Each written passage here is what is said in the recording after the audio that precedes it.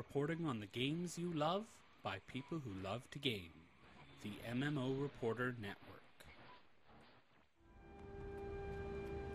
Dragon Slayer, I am delighted to see that you have survived your foray into our beautiful countryside. It was touch and go there for a while, but I made it. I'm afraid I come bearing bad news, though. Oh, fool. Morgan knew it. You found the missing herdmates, didn't you? Oh, boo. It's not that I think that Guild Wars 2 is the only game that creates a unique and compelling world. It's just that it creates the most vibrant and exciting story that I've played in a long time.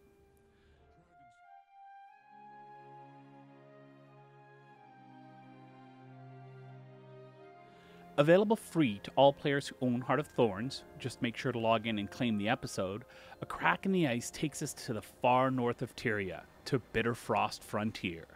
This frozen valley is filled to the brim with ice-crusted minions, hardy warriors ready to rip off your limbs, and secret hideaways where you can find some warmth and gather your strength.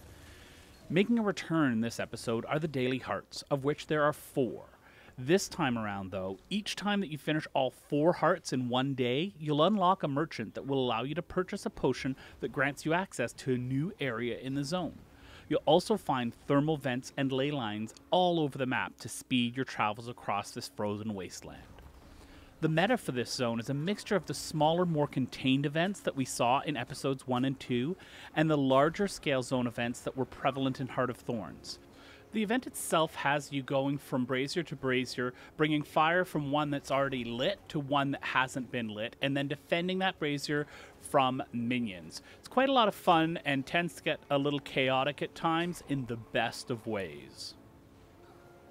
I didn't get a chance to get to the full meta in the zone due to the lack of bodies playing on the previous server, but the stages that I did participate in had foes with interesting and fun battle mechanics. There's also a new fractal coming with this episode, the Nightmare Fractal. I go at a quick run of this instanced content during my preview, but was unfortunately interrupted by a DDoS attack on ArenaNet's internet provider. What I did see was a few new mechanics and great instance design that forced you to learn some mechanics early in the dungeon that were then used on the bosses at the end. Just make sure that you bring about 60 agony resist if you want to tackle this nightmare. There are some quality of life improvements in this update as well, but they're mostly focused on WoW, so I won't focus on them here. We will be getting a new legendary shield, though, to which I'd like to respond with an apology to my family for being MIA for the next few weeks, months, as I work my way towards this adorable Quaggan bowl of a shield.